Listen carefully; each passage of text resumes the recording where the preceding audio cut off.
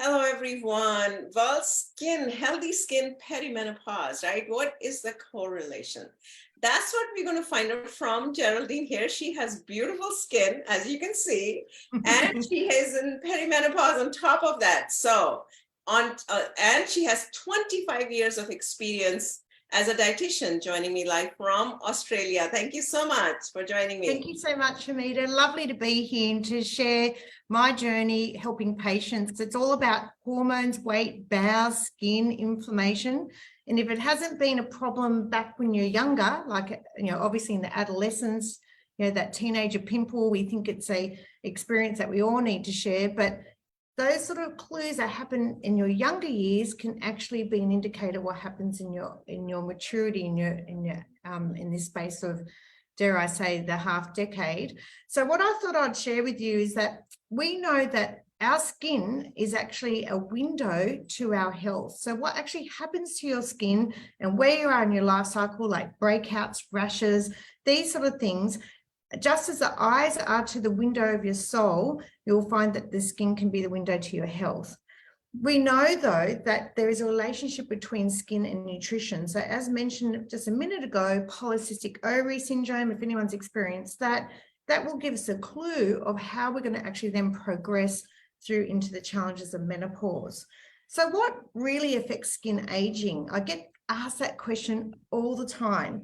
Now, number one, this might burst your bubble, but genetics do play a role. And when I see people as a dietitian, hormones, weight, bowel, skin, but understanding medically where you are, nutritionally, environment, and also your heart and your head, all these things play a role. But understanding your genetics, it's a gene that's set as an internal clock, and it does determine the speed at which your skin ages. So, you might find someone might say you're like your aunt, or you might be like your mum.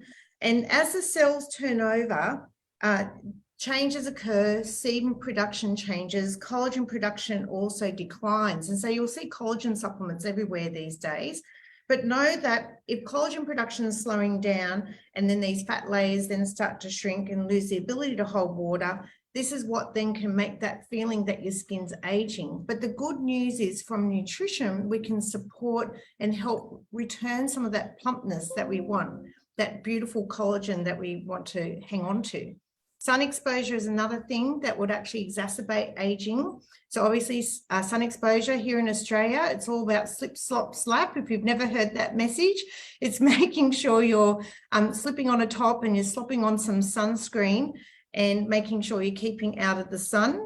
Smoking, unfortunately, will also accelerate skin aging, and then back to that menopause when our estrogen levels change. This can also affect the skin's capacity to hold on to water and retain its fullness. So what are the do's and the don'ts to keep that youthful skin? As a dietitian, there's a lot of research with omega-3 fats. I've also, Mediterranean eating is one of the touted diets that will be rich in omega-3 fats, other than from your food, which oily fish is one, sardines, salmon. We really need to put those beautiful walnuts, chia seeds, flax seeds, and then maybe even looking at taking a supplement.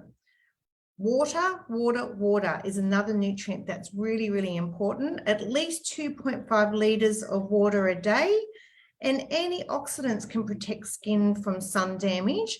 Interestingly, foods high in antioxidants, and you may know all this, but we may not be doing it. So thinking citrus, tomatoes, rich and high in vitamin C, nuts, seeds, leafy green vegetables, also avocado, all those really healthy, nurturing fats, and other fats that are high in vitamin E can also help as being a really good antioxidant.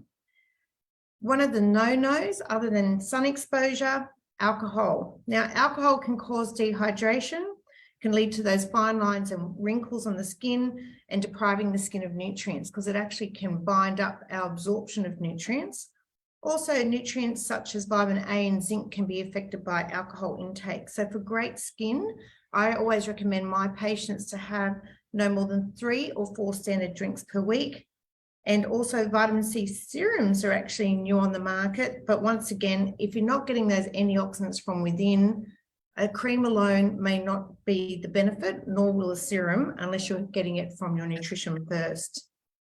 I often get asked what common conditions occur at menopause or perimenopause. One of those is rosacea, or I like to call the red wine flush. Rosacea is one of those problems you might have seen people where they look like they're all nice and rosy, but that's actually an indicator. That can be actually an indicator of a condition such as underlying insulin resistance, which is actually a systemic effect of inflammation that's occurring from within. If left unmanaged, not only will it show on your skin, but it also can be a clue that you've got a risk of developing type 2 diabetes. And you might have noticed as we age, we may not have weight gain, but we may have an increased percentage fat around the middle. That's also another sign that your body may be making more insulin at that time, developing insulin resistance and metabolic syndrome. And with that, know that that can be a trigger for rosacea. So what can we do with food? We can obviously look at our nutrition, look at balancing with low GI carbs, so we're fueling our gut microbiome as well and getting enough fiber. We're balancing with protein, oily fish, seeds, nuts as mentioned, foods that are rich in zinc as well, and maybe avoiding those trigger foods with rosacea, such as alcohol, which I've mentioned already.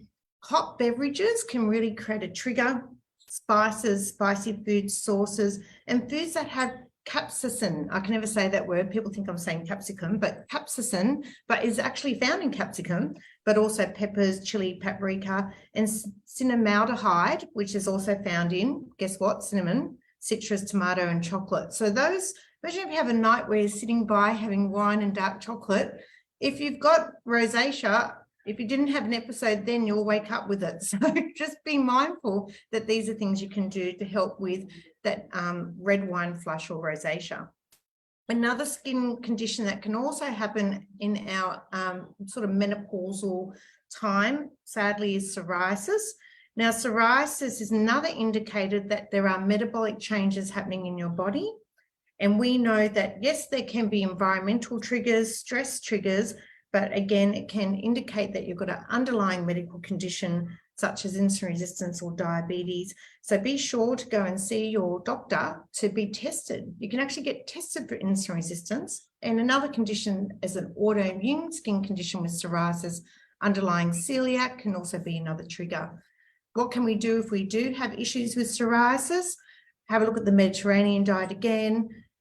Do we need to have extra antioxidants, good old extra virgin olive oil, oily fishes? Maybe look at embarking a gluten-free diet, but I'll always strongly recommend be tested for celiac before you go on a food elimination, because if you are celiac, you then need to go through the process, and the gold standard is to have a duodenal biopsy and to be working together with your medical professional. Turmeric can be also very important, potent antioxidant and anti-inflammatory, especially with psoriasis. And probiotics do definitely have a role. Maybe consider buying one that's got lactobacillus and bifidobacterium up to 20 million CFUs, which is colony forming units, and that will help support your gut microbiome and support your gut health. So I suppose in a nutshell, these are sort of things you need to have in your pantry or your kitchen to ensure that you're supporting from within to nourish your skin. So things, as I mentioned, the oily fish again, walnuts, chia seeds, flax seeds, citrus fruits, oranges, rich in vitamin C. That can also help protect you from UV rays, which I learned all this as well as while I was researching the book. And also support that collagen synthesis, because we want to keep that plumpness. Avocado, sunflower seeds, peanuts are rich in vitamin E. You've got dark leafy green vegetables.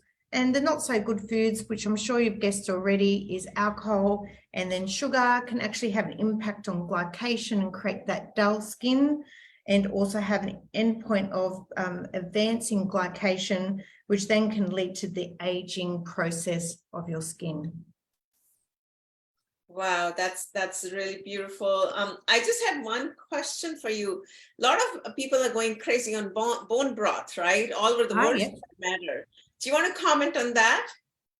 Well, look, it is a source of collagen, but there are different functional collagens on the market, ones that are like Verisol, which is known to actually help with skin. And it's really important too, I may say this, in the aging female, people, if you go into a calorie deficit, you're more likely to actually disrupt your dermal layer. So, you know, when you see those people, they've lost weight, but they've aged at the same time. You may even heard, you know, when people use even medications to restrict their oral intake and they've gone into even a starvation process. It's all about preserving that dermal layer between the fat pad as well as your muscle. So if we want to avoid that cellulite, that sort of ripply effect that happens when you do lose that dermal layer, that if we are having bone broth, just know that it may not have the therapeutic dose of Verisol, which is one of them. Fortibone's another one that's really important for bone density in the aging female. And those two collagens in particular are very, very important. So bone broth, sure, you might get more hydration. Beware though that bone broths can also be very high in salt. So again, in the aging, perimenopause, menopause, we might be developing metabolic conditions such as hypertension. So bone broth can have a lot of hidden salt, and it could be an adjunct to a meal. I wouldn't have it as a meal. It will have some nutritional value, but just be mindful that it may not be as therapeutic as some of the supplements that you might get out there.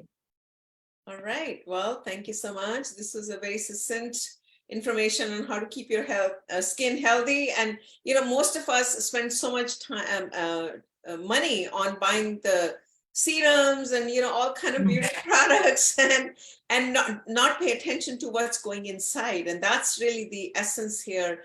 No matter what kind of expensive serums and all kind of things you can put on your face until you cleanse it, right, inside out, it's not going to make much of a difference. 100%. And that's why I wrote the book, because in my journey working in primarily endocrine and gastro, those two areas, which is basically hormones and gut health, all impact your skin. So you'll see in the Australian Healthy Skin Diet book that we talk about the role of skin, we talk about the role of macronutrients, micronutrients, and all these buzz nutrients, because at the end of the day, you might have heard me say vitamin E. That doesn't mean you go out and buy a vitamin E supplement. It's all about food first. Because if you think about food nourishing you from within, it's like scaffolding. So if you're then going to, it's like, even if you think of yourself as a car, you can wash the car, make it all shiny and new and look beautiful. But if the car's not performing, the car's still not working. And in the end, the problems will arise. So, you know, understanding the role of nourishment, the role of micronutrients, where your condition of your skin is, are you genetically predisposed to conditions around metabolic health? Because metabolic health will be escalating in our age bracket right now. A lot of people might say, I never had a touch of sugar before. I've never been pre-diabetic. And you think I'm just eating too much sugar, but it's actually a genetic predisposition that might have been happening from adolescence. So understanding where your health's at and then working together with your multidisciplinary team, including dietitian, your GP, or if you need to see a specialist, and then making sure you've got an eating plan that's designed to meet your eating requirement. And the book's really like a handbook just to help you be able to make a start. There's about 60 recipes in there that has touched on all those important nutrients, all those functional nutrients that can be helpful for your skin. All right. Well, thank you again. Do you want to share your book or your details before I wrap up today? Oh, of course. So the book here, you will see it. I'll sort of plonk it in the background here. So the book here is basically, it's actually available on Amazon. So the Australian Healthy Skin Diet. I'll send a link through. I'm Geraldine Georgeou, and my practice in Australia is called Designer Diets. And yeah, I'd love to hear from you. I'd love to get some feedback. Absolutely. Well, thank you so much. This is a quick 10-minute session we bring on a daily basis just to help women who are going through perimenopause, you know, deal with their symptoms using holistic therapies as the first line of defense. So today's session was on helping your skin, right? Stay healthy, using nutrition as your weapon. Thank you so much for being wonderful. Thank you. Thanks for your time. Thank you, everyone.